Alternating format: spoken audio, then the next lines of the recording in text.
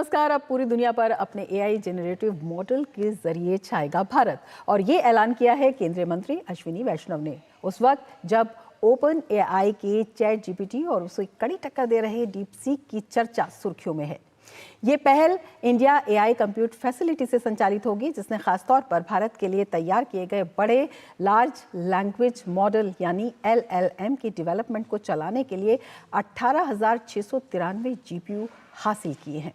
तो क्या है भारत का मिशन एआई, इसी पर करेंगे हम आज चर्चा। हमारे साथ जुड़ेंगे दो खास मेहमान।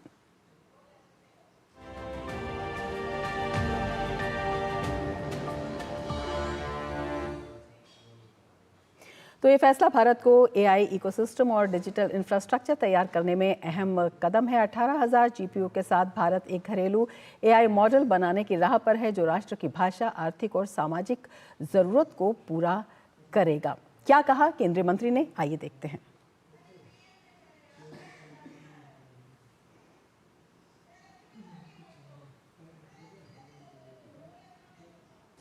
DeepSeek was trained on 2,000 GPUs, right? We have now 15,000 high-end GPUs. The ChatGPT version 4 was trained on about 25,000 GPUs. So this gives us a huge compute facility, very robust compute facility, something which will really give the boost to our ecosystem, to our startups, to our researchers, to our academia, for creating AI applications, models, distillation processes, training processes, and creating new algorithms. और भारत के लिए स्वदेशी AI का महत्व क्या है, ये भी हम आपको समझाने की कोशिश करते हैं। सबसे पहले हम देखते हैं क्या है इसके रणनीतिक मायने। तो रणनीतिक लिहाज से ये काफ़ी अहम है, और जब हम इसके रणनीतिक मायनों की बात करते हैं तो इसमें सुरक्षा की बात आती है। तो ग्राफिक्स के ज़रिए हम आपको समझाने की कोशिश करेंगे। 40% सरकारी प्रोत्साहन के साथ जो है ये दिया जाता है। भारत में प्रति घंटे जीपीयू एक्सेस दुनिया में सबसे कम लागत में ये होगा, और इसके साथ ही स्थानीय कंपनियों द्वारा प्रमुख मॉडल बनाने वाले चुनिंदा देशों में इसके साथ ही भारत शामिल हो जाएगा। और अगर हम बात करते हैं अपने स्वयं के जनरेटिव एआई मॉडल के, तो इसका विकास चौतरफा विकास की एक नई रूपरेखा तैयार करेगा। और ये जो घोषणा है जो केंद्रीय मंत्री अश्विनी वैष्णव ने की है, ये अपने आप में काफ़ी अहम है, और लगातार प्रधानमंत्री भी इस बात को उठाते रहे हैं, इस बात पर बल देते रहे हैं। क्या कुछ इसकी अहमियत है, देखते हैं क्या कहते हैं प्रधानमंत्री। ये एआई का दौर है, दुनिया का वर्तमान और भविष्य एआई से जुड़ा हुआ है, लेकिन भारत के पास डबल एआई पावर की एडवांटेज है। दुनिया की नजरों में एक ही एआई है, वो है आर्टिफिशियल इंटेलिजेंस, लेकिन हमारे पास वो तो है ही, दूसरी एआई है एस्पिरेशनल इंडिया। जब एस्पिरेशनल इंडिया और आर्टिफिशियल इंटेलिजेंस की ताकत मिलती है, तब विकास की गति भी तेज होनी स्वाभाविक है। तो भारत के लिए स्वदेशी एआई का है काफ़ी महत्व, और क्या ये महत्व है इसके ज़रिए जिस तरह से हम बता रहे हैं, इसके कई रणनीतिक मायने हैं, क्योंकि विदेशी एआई प्रौद्योगिकियों पर निर्भरता इससे कम होगी, जो कि राष्ट्रीय सुरक्षा में बेहद सहायक होगा। विदेशों से एआई के सैन्य उपयोग से होने वाले खतरों को रोकने में मदद और सुरक्षा इससे मिलेगी। इसके साथ ही अगर हम वैश्विक प्रभाव की बात करते हैं, तो भारत को एआई के मानकों और नीतियों को तय करने की ताकत वैश्विक स्तर पर भारत के प्रभाव में इससे बढ़त होगी। इसके साथ ही आर्थिक विकास के लिए भी ये बेहद ज़रूरी है, क्योंकि एआई की क्रांति से भारत की आर्थिक वृद्धि में नए अवसर पैदा होंगे। 2035 तक एआई भारत की जीडीपी में $957 बिलियन जोड़ सकता है। एक रिपोर्ट की अगर माने तो भारत में 78% लोग एआई का उपयोग कर रहे हैं। एआई संचालित उद्यमशीलता और नवाचार को इससे बढ़ावा मिलेगा। इसके साथ ही एआई विकास, अनुसंधान और उपयोग में रोजगार के नए अवसर पैदा करेगा। भारतीय कंपनियों को विदेशी बड़ी कंपनियों से मुकाबला करने में इससे मदद मिलेगी। इसके साथ ही अगर हम डेटा संप्रभुता की बात करते हैं तो भारत को अपने राष्ट्रीय डेटा पर नियंत्रण रखने में ये मददगार होगा। डेटा का सही उपयोग होने, भारतीय कानूनों के अनुरूप होने की सुनिश्चितता इससे होगी और भारतीय बाहरी संस्थाओं द्वारा डेटा का इस्तेमाल रोकने में भी ये सहायक होगा। इसके साथ ही एक बड़ी भूमिका इसकी होगी समावेशी विकास में, क्योंकि एआई के माध्यम से सार्वजनिक सेवाओं को सुधारने में मदद, विशेष रूप से समाज के वंचित वर्गों तक सेवाओं की पहुंच होगी बेहतर और भारत की विशिष्ट सामाजिक आर्थिक चुनौतियों पर इसमें ध्यान रखकर ही आर्थिक और तकनीकी दृष्टिकोण, सुरक्षा और सामाजिक कल्याण के लिए जिस तरह से इसे बनाया जा रहा है उसमें ये काफ़ी फायदेमंद होने वाला है। अब सवाल ये होता है कि क्या होता है जेनरेटिव एआई। जेनरेटिव एआई की बात अगर हम करते हैं तो आर्टिफिशियल इंटेलिजेंस का ये वो रूप है जो कि मशीन लर्निंग मॉडल है। जेनरेटिव एआई एक तरह का मशीन लर्निंग मॉडल है। ये इंसानों की तरह अपने आप नहीं सोच सकता है, इसके अलावा ये किसी की भावनाओं को भी महसूस नहीं कर सकता है। ये पैटर्न ढूंढने का काम बेहतरीन तरीके से करता है। पहले एआई का इस्तेमाल जानकारी को समझने और उसे सुझाव के तौर पर पेश करने के लिए किया जाता था, लेकिन अब जेनरेटिव एआई की मदद से नया कंटेंट भी बनाया जा सकता है, जैसे टेक्स्ट, इमेजेस, संगीत और कोड। जेनरेटिव एआई लिखित संकेतों के आधार पर नई सामग्री बनाता है। तो किस तरह से ये विकास में भी एक मील का पत्थर साबित होने वाला है, इसी पर हम चर्चा करेंगे। हमारे साथ हमारे दो खास मेहमान इस वक्त कार्यक्रम में जुड़ चुके हैं। अपने मेहमानों का हम आपसे परिचय करा देते हैं। हमारे साथ अभिषेक सिंह जुड़े हैं जो कि एडिशनल सेक्रेटरी हैं ministry of electronics and information technology, और हमारे साथ पवन दुग्गल जुड़े हैं, cyber law and cyber security expert. Abhishek ji, सबसे पहले आपके पास आना चाहेंगे, आपसे जानना चाहेंगे, एक बहुत बड़ा ऐलान है और बहुत ही इसका महत्व है। किस तरह से तैयारियाँ हैं, जो इसका मकसद है ये उस टारगेट ऑडियंस तक ले जाने के लिए? देखिए, माननीय प्रधानमंत्री जी के मार्गदर्शन में भारत सरकार ने पिछले वर्ष इंडिया एआई मिशन के अप्रूव किया था, मार्च चुनाव के जस्ट पहले। उसके बाद हम लोगों ने इस मिशन के अंदर जो अप्रूवल था वो 10,372 करोड़ का था, जो कि एआई में संबंध में भारत को एक विश्व की आगे वाले नेशन में इकट्ठा खड़ा करने के लिए जो जो चीज़ें आवश्यक थी उसके लिए इसमें प्रावधान किया गया था। तो ये 7 पिलर के ऊपर इंडिया एआई मिशन प्लान किया गया था।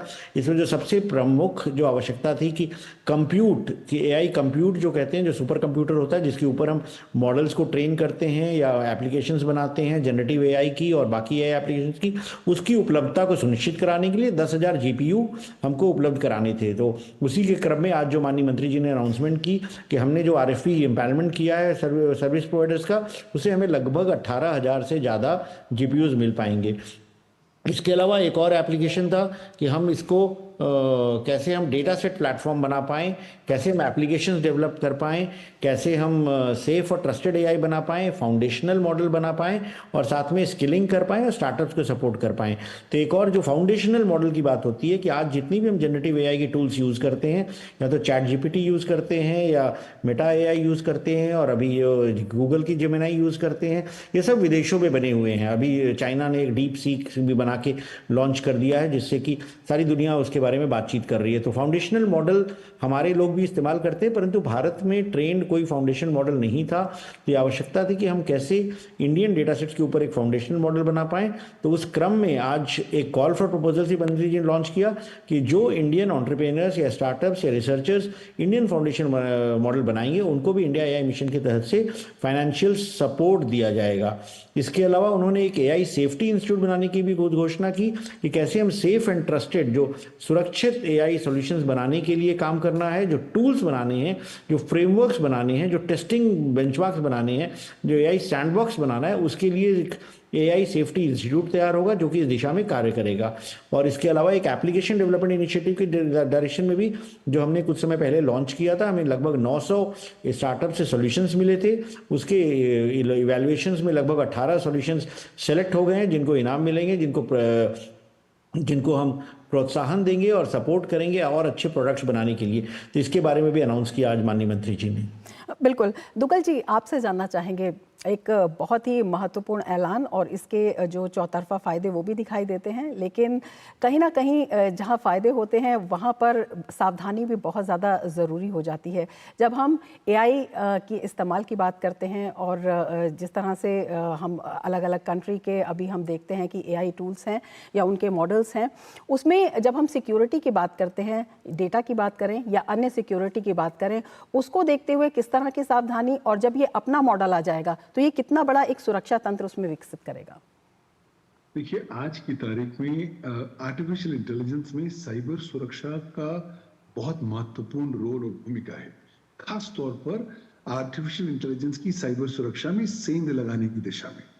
जब तक तो ये मॉडल्स पाश्चात्य देशों से आ रहे थे, भारतवासी इनका इस्तेमाल कर रहे थे, लेकिन पिछले एक हफ्ते से 2 मॉडल चाइना से आ गए हैं, चाहे वो डीप सीक हो और यहाँ कल जो अलीबाबा ने अपना मॉडल लॉन्च किया है, वो दोनों ही मॉडल्स गेम चेंजिंग मॉडल्स हैं। लेकिन साथ ही साथ ये भी खबरें आ गई हैं कि डीप सीक में ऑलरेडी कुछ ऐसी वल्नरेबिलिटीज हैं जिसके माध्यम से उसकी साइबर सुरक्षा में सेंध लगाई जा सकती है।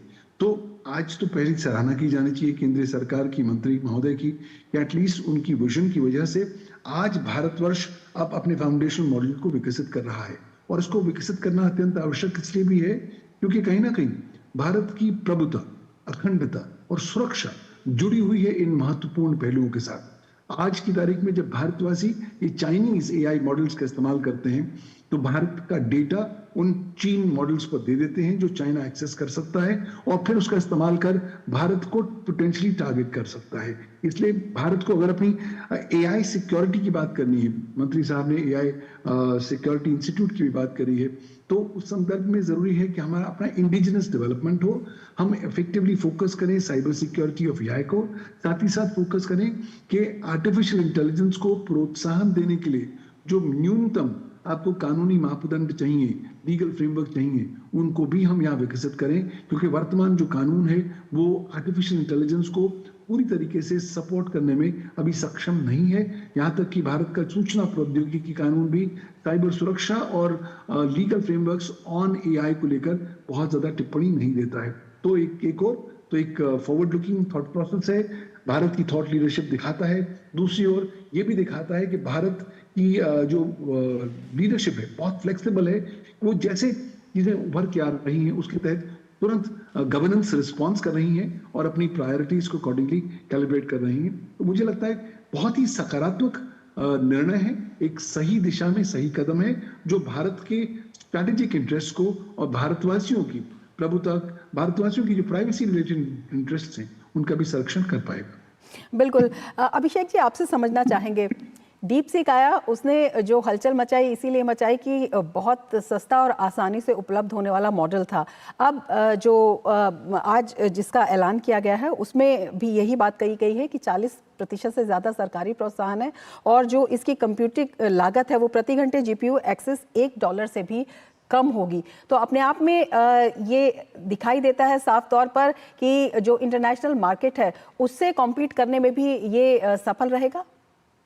हमारा उद्देश्य ये नहीं है कि हम डीप सीक से अपनी कंपैरिजन करें या क्या करें। डीप सीक एक चाइनीज प्रोडक्ट है, अच्छा आया है, वो काफ़ी बेंचमार्क से बढ़िया परफॉर्म कर रहा है, कम की लागत में बना है, परंतु ये तो टेक्नोलॉजी के क्षेत्र में डिसरप्टिव काम होता रहेगा। आज चाइना में हुआ है, अमेरिका में होगा, कल कहीं और होगा, कल भारत देश में होगा। हमारी जो स्ट्रेंथ है, इंडिया की जो स्ट्रेंथ है, हमारी टेक्नोलॉजिकल जो वर्कफोर्स है, मैन पावर है, इंजीनियरिंग स्ट्रेंथ है, एआई स्किल फोर्स का पेनिट्रेशन है, ये पूरी दुनिया मानती है कि हमारे स्टैनफोर्ड एआई इंडेक्स 2024 की रिपोर्ट में ये निकल के आया, इंडिया में एआई स्किल पेनिट्रेशन नंबर 1 स्थान पर है। हमारे भारतीय मूल के इंजीनियर्स जो हैं लगभग दुनिया की हर एआई कंपनी में काम करते हैं, कई लोग उस बिग टेक कंपनीज को लीड भी कर रहे हैं। तो हमारे पास टेक्निकल है, हमारे पास टैलेंट है, हमारे पास स्ट्रेंथ है। दूसरा, हमारे पास डेटा काफ़ी ज़्यादा मौजूद है क्योंकि हमने डिजिटाइजेशन काफ़ी कर लिया है, और जो 3 चीज़ें चाहिए होती हैं उसमें तीसरी चीज़ कंप्यूट होती है। तो अब कंप्यूट भी उपलब्ध हो गया है, कम कीमत पे उपलब्ध हो गया है। इंजीनियरिंग कॉलेज के जो छात्र हैं वह भी अब कंप्यूट बना के एल्गोरिदम्स टेस्ट कर पाएंगे, प्रयोग कर पाएंगे, और चूंकि हमारे पास टैलेंट है, डेटा है और कंप्यूट भी अवेलेबल हो गया, तो हम ये उम्मीद कर सकते हैं कि हमारे यहाँ से भी कोई डिसरप्टिव इम्प्रूव एप्लीकेशंस तैयार हो सकता है, मॉडल तैयार हो सकता है। तो भारत सरकार का काम यह है इकोसिस्टम देना और इंश्योर करना कि हमारे यहाँ के टैलेंटेड यूथ है कुछ वो बड़ा कुछ कर पाए, और होपफुली हमारे यहाँ भी कोई बढ़िया फाउंडेशन मॉडल बनेगा। फाउंडेशन मॉडल के लिए भी आज कॉल फॉर प्रपोजल्स अनाउंस किया गया। तो ये जब होगा तब हम अपनी आवश्यकताओं के लिए अपना एक इंडियन मॉडल बना पाएंगे, और हमको अपनी लैंग्वेजेस में, अपने कॉन्टेक्स्ट में वो करना ज़्यादा ज़रूरत है। हम इसलिए नहीं कर रहे हैं कि चाइना ने बना लिया या अमेरिका ने बना लिया, हमको अपनी आवश्यकता है उसके लिए हम कर रहे हैं, और हमारे पास टैलेंट है और हमारे पास कैपेबिलिटी है, इसलिए हम करने की कोशिश कर रहे हैं। बिल्कुल। दुग्गल जी, आपसे समझना चाहेंगे, जिस तरह से अभिषेक जी ने बताया है कि जो स्टार्टअप्स हैं उनकी बात कही है, इनोवेशन की बात कही है, बहुत सारा, क्योंकि यूथ के बीच में इसका बड़ा इंटरेस्ट है, तो अपने आप में ये रिसर्च के साथ साथ जो रोज़गार है और रोज़गार के साथ साथ जो तकनीकी बुद्धिमत्ता है उसका भी एक विस्तार करता हुआ दिखाई देगा। बिल्कुल, मुझे लगता है कि ये जो फिलहाल पहल की गई है और निर्णय लिया गया है अत्यंत अग्रणी है। भारत को हर क्षेत्र में मदद फैलाएगा, न केवल जो भारतीय युवा वर्ग है उनको अप्रोप्रिएट अपॉर्चुनिटीज प्रदान करेगा, भारत की स्ट्रैटेजिक इंटरेस्ट का संरक्षण करेगा, भारत की प्रभुता, अखंडता और सुरक्षा को स्ट्रेंथन करेगा, और सबसे महत्वपूर्ण बात, भारत को अंतर्राष्ट्रीय लेवल पर एक एआई सुपर पावर होने की दिशा में अपना महत्वपूर्ण योगदान देगा, और साथ ही साथ एक इकोसिस्टम डेवलप कर पाएगा ताकि भारतवासी बाहर वाले मॉडल्स हैं उन पर ज्यादा रिलायंस ना करते हुए भारत के ही एआई इकोसिस्टम को सुदृढ़ बना सके। आज भारत दुनिया का सबसे बड़ा जनसंख्या का राष्ट्र बन चुका है, और सारी दुनिया लगभग देख रही है कि भारत क्या करना चाहता है। अगर यहाँ पर भारत कुछ गेम चेंजिंग इनोवेशंस लेकर आ जाए एआई को लेकर, और जो कॉस्ट में भी सबसे ज्यादा इफेक्टिव हो, और साथ ही साथ डेवलपमेंट को एक नए परिचायक दे सकें, डेवलपिंग कंट्रीज की जो एस्पिरेशंस हैं उनको प्रतिबिंब कर सके, तो मुझे लगता है ये मॉडल का अनुसरण और राष्ट्र भी जरूर करेंगे। तो ऑल सेड एंड डन बहुत ही बेहतरीन किस्म का निर्णय है जो केंद्र सरकार ने लिया है, और सरकार का नेतृत्व का हमें सराहना करने की आवश्यकता है। बिल्कुल, चर्चा हम जारी रखेंगे, लेकिन ले लेते हैं एक ब्रेक। आप जुड़े रहिए डीडी न्यूज के साथ। जब धरती चीर कर निकलता है लोहे का पत्थर और मिलता है मोंगिया के जोश से, फिर तपता है, पिघलता है और बनता है फौलाद। अब होता है सरिया सारी खूबियों के साथ। मोंगिया स्टील, मजबूत देश का मजबूत सरिया। ब्रेक के बाद फिर से आपका स्वागत है, और हमारे साथ दो खास मेहमान जुड़े हुए हैं। अभिषेक जी, आपसे हम समझना चाहेंगे कि एआई के माध्यम से ये भी कहा जा रहा है कि जो सार्वजनिक सेवाएं हैं उनको भी सुधारने में मदद मिलेगी, विशेष रूप से जब हम समावेशी विकास की बात करते हैं और जो वंचित वर्ग है उन तक सेवाओं की पहुंच की बात करते हैं, तो इसमें किस तरह के टारगेट तय किए गए हैं? हाँ, आज की तारीख में जो पब्लिक सर्विसेज में है उसमें भारत ने काफ़ी प्रगति की है। डिजिटल इंडिया के तहत जो डिजिटल पब्लिक इंफ्रास्ट्रक्चर बना है उसके माध्यम से या तो आइडेंटिटी सर्विसेज हैं, पेमेंट सर्विसेज हैं, डिजी लॉकर की सर्विसेज हैं, और हेल्थ में अगर ई संजीवनी देख लीजिए या एजुकेशन में दीक्षा देख लीजिए, काफ़ी सारे एप्लीकेशंस बन गए हैं। परंतु अब जब एआई का प्रयोग किया जा रहा है, जैसे फॉर एग्जाम्पल हमने एक भाषिनी प्रोजेक्ट इम्प्लीमेंट किया, तो भाषिनी के माध्यम से हम सारी सेवाओं को सभी भारतीय भाषाओं में दे पाते हैं। अब इसमें जब जनरेटिव एआई का समावेश हो जाता है तो हम वॉइस के माध्यम से भी सर्विसेज दे पाएंगे। तो जैसे एग्जांपल के लिए ई संजीवनी प्रोजेक्ट है जिसके अंदर टेलीमेडिसिन से कंसल्टेशन होता है। तो कई बार ये होता है कि जो मरीज होता है वो अपनी भाषा में बात करता है और जो डॉक्टर है वो उस भाषा को नहीं समझता। मान लीजिए कोई मरीज भोजपुरी में बोल रहा है और डॉक्टर जो है वो इंग्लिश जानता है, भोजपुरी नहीं समझता, इंग्लिश या हिंदी जानता है। तो मरीज अपनी भाषा में अपनी बात को बता सकता है, परंतु ट्रांसलेशन के माध्यम से जो डॉक्टर है वो इंग्लिश में सुन लेगा या हिंदी में सुन लेगा, और डॉक्टर जो भी सलाह देगा वो इंग्लिश या हिंदी में देगा, परंतु सुनने वाला अपनी भाषा में सुनेगा। तो ये एक बड़ा ट्रांसफॉर्मेशन पावर हो जाता है। इसी तरह से हमने ये भी देखा है कि एआई के माध्यम से किसानों को बहुत सारी मदद मिल जाती है। जैसे किसान में अगर किसान को ये पता करना है कि उसकी फसल में उसकी फसल की कीमत पास की मंडी में क्या चल रही है, तो या तो वो इनाम की पोर्टल पे चला जाए या ऐप डाउनलोड कर ले, या फिर अपने फ़ोन पे पूछे कि भाई आगरे मंडी में बाजरे की कीमत क्या चल रही है। तो अगर उसको वॉइस के माध्यम से जवाब मिल जाता है तो काफ़ी सरल होता है, क्योंकि बहुत सारे किसान वेबसाइट पर जाना और ऐप डाउनलोड करने में उतने कंफर्टेबल नहीं महसूस होंगे। तो एआई की मदद से हम काफ़ी सर्विसेज को सुचारू रूप से हर तक पहुंचा सकते हैं। हेल्थ केयर में इसी तरह का होता है कि अगर किसी को पूछना है डायरिया के लिए क्या करें या डेंगू के लिए क्या करें, जो सिंपल प्रिवेंटिव डिजीजेस हैं इसके बारे में भी जो इन्फॉर्मेशन है वॉइस के माध्यम से दे सकते हैं। तो ये बड़ा बड़ा ट्रांसफॉर्मेशनल हो जाता है। कुछ एआई एप्लीकेशन है जिससे जैसे हम ट्यूबरकुलोसिस, कैंसर तक की डिजीजेस को हम इमेज रिकॉग्निशन से डायग्नोज कर सकते हैं, तो ये भी काफ़ी बेनिफिशियल होता है। फ्लड वार्निंग, अर्थक्वेक वार्निंग, फिर ड्रॉट प्रिडिक्शन, ये सब भी एआई के माध्यम से किया जा रहा है। मछुआरों को समुद्र में ये इन्फॉर्मेशन देना कि अगर कोई तूफान आने वाला है, ये भी एडवांस में वेदर डेटा को निकाल करके दिया जा सकता है उनको। जब वो डीप सीज पर हो उनके फ़ोन पे मैसेज आ सकता है कि भाई मौसम ख़राब होने वाला है, आप आ सकते हैं। या फिर किस एरिया में मछलियाँ मिलने की ज़्यादा संभावना है, यह भी एआई के माध्यम से उनको सूचना मिल सकती है। तो पब्लिक सर्विसेज में एआई के बहुत ज़्यादा प्रयोग हैं और हमें उम्मीद है कि जब इंडिया अपना फाउंडेशनल मॉडल बनाएगा या फिर एग्जिस्टिंग एप्लीकेशंस में एआई का समावेश कर लेगा तो आम व्यक्ति को सरकारी सेवाएं और पब्लिक सर्विसेज एक्सेस करने में बहुत ही ज़्यादा बेनिफिट्स मिलेंगी और एडवांटेजेस होंगी। दुग्गल जी, आपसे समझना चाहेंगे, आप बात कर रहे थे कि वैश्विक रूप से एआई की सुपर पावर बनने की दिशा में भारत, और इसके अगर हम बहुत से फ़ायदे हैं, कूटनीतिक अगर हम फ़ायदों की बात करते हैं तो वो इसमें काफ़ी अहम हो जाते हैं, चाहे रक्षा सुरक्षा की बात हो या फिर भारत को एआई मानकों और नीतियों को तय करने में ताकत की बात हो। कितना प्रभाव बढ़ेगा भारत का?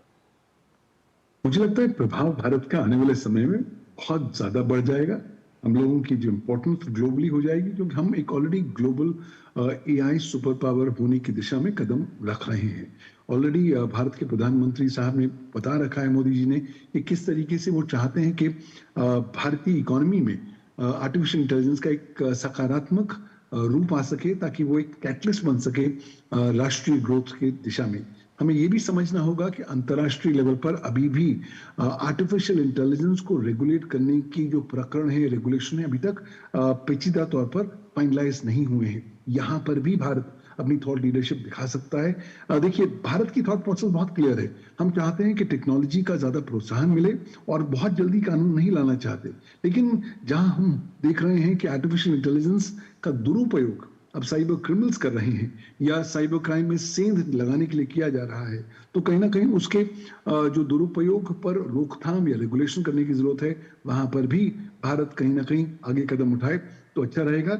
आवश्यकता ये भी होगी कि भारत आर्टिफिशियल इंटेलिजेंस इकोसिस्टम के जो स्टेक होल्डर्स हैं उनकी राइट्स ड्यूटीज को परिभाषित कर सके, ताकि विभिन्न स्टेक होल्डर्स को क्लैरिटी हो सके कि एआई इकोसिस्टम कैसे आगे विकसित किया जा रहा है। और अल्टीमेटली मुझे लगता है भारत को चीन या अन्य प्रकार के राष्ट्रों के मॉडल से थोड़ा बहुत केयरफुल रहना पड़ेगा, क्योंकि अब ये लड़ाई वर्चस्व की लड़ाई होने वाली है। आज आर्टिफिशियल इंटेलिजेंस के माध्यम से स्टेट और नॉन स्टेट एक्टर्स अन्य और राष्ट्रों को टारगेट करेंगे, उनकी प्रभुता को अंडरमाइन करने का प्रयास करेंगे। इसलिए जो इंडिजिनस डेवलपमेंट पर हम लोगों का अभी फोकस आया है और इतनी जल्दी फ्लेक्सिबल हम लोगों ने निर्णय लिया है, ये शो करता है कि हम एक नए भारत के निर्माण की दिशा में चल चुके हैं। ये वो भारत है जो ग्लोबल एरिना में थॉट लीडरशिप देगा आर्टिफिशियल इंटेलिजेंस को और विभिन्न प्रकार के नए मापदंड भी स्थापित करेगा। दुग्गल जी, बहुत इंटरेस्टिंग बात आप बता रहे हैं। जो मानक तय करने वाली बात है वो तो है ही, जो दुरुपयोग की लगातार इसमें बात चल रही है, किस तरह से ये दुरुपयोग होता है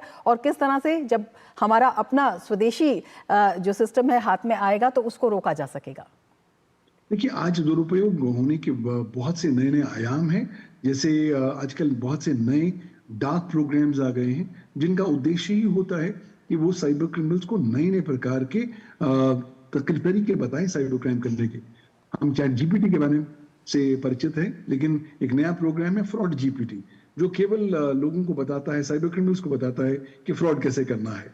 आज अधिकांश जितने भी साइबर क्राइम गैंग्स हैं वो आर्टिफिशियल इंटेलिजेंस की पावर को इस्तेमाल करते हुए अपने ऑपरेशंस को और ज्यादा मैग्नीफाई कर रहे हैं। यहाँ तक कि डार्कनेट पर भी एक नया मॉडल आ गया है, उसका नाम है cyber crime as a service powered by artificial intelligence. तो दुरुपयोग होने की संभावनाएं ज्यादा आनी शुरू हो गई हैं। हमें यह भी समझना होगा कि आर्टिफिशियल इंटेलिजेंस को नैतिक रूप से भी कंट्रोल करने की आवश्यकता है। अभी तक जितने भी एआई प्रोग्राम्स हैं वो फॉरेन डेटा पर ज्यादा ट्रेंड हैं। उन्हें भारत का जो इंडिजिनस डेटा है उस पर ट्रेन होने की क्षमता अभी मौजूद उनमें नहीं है। मुझे लगता है कि जब इस तरह का इंडिजिनस प्रोग्राम्स डेवलप होंगे तो एक तो भारतीय कस्टमाइज्ड नीड्स को ज्यादा पूरी तरीके से अप्रिशिएट कर पाएंगे। दूसरा, उसमें भारतीय कानून पूरी तरीके से लागू होगा। और तीसरा, वो भारतवासियों को अपनी भारत मातृभाषा में इस एआई के माध्यम से इंटरेक्शन करने की सुविधा भी प्रदान कर पाएंगे। इसलिए बहुत जरूरी है कि जहां हम एक और आर्टिफिशियल इंटेलिजेंस को प्रोत्साहन दे रहे हैं, वहां थोड़ा बहुत हम लीगल फ्रेमवर्क जरूर लेकर आ सके, ताकि इसके दुरुपयोग पर हम एक कड़ा प्रकार का लीगल फ्रेमवर्क लेकर आए। हमें मैसेज देना है कि हमने आर्टिफिशियल इंटेलिजेंस की पॉजिटिव एस्पेक्ट्स, सकारात्मक पहलुओं पर हमें जोर देना है, और जो लोग इसके नकारात्मक पहलुओं पर ज्यादा जोर दे रहे हैं उन्हें कानून की परिस्थितियों का सामना भी करना पड़ सकता है। अभिषेक जी, आपसे समझना चाहेंगे, तकरीबन 78% से ज़्यादा लोग देश में हैं जो इस एआई तकनीक का या एआई मॉडल्स का अलग अलग तरीके से उपयोग करते हैं। तो इसे ये भी कहा जा रहा है कि जो आर्थिक वृद्धि है उसमें भी ये नए अवसर देगा। 2035 तक एआई भारत के जीडीपी में $957 बिलियन जोड़ सकता है। तो जो हम भारत की विकास यात्रा कह रहे हैं, विकसित भारत की यात्रा कह रहे हैं, उसमें ये कितना बड़ा योगदान होगा और किस तरह से कोने कोने से इसमें जो लोगों को जोड़ा जाएगा? जी, आर्टिफिशियल इंटेलिजेंस जो जनरेटिव एआई जो टूल्स आए हैं, इसका सबसे बड़ा जो कंट्रीब्यूशन है वो एफिशिएंसी और प्रोडक्टिविटी को बढ़ा देता है। तो जो काम कोई व्यक्ति 4 घंटे में करता था, इन टूल्स को यूज़ करके उसको काम करने में 1 घंटे या 1.5 घंटे में काम हो सकता है। तो इससे प्रोडक्टिविटी काफ़ी बढ़ती है। और हमारे देश में अगर हम देखें तो जो लो और मीडियम इनकम में जो लोग काम करते हैं, उनके यहाँ एफिशिएंसी को इम्प्रूव करने की बहुत ज़्यादा संभावनाएं हैं।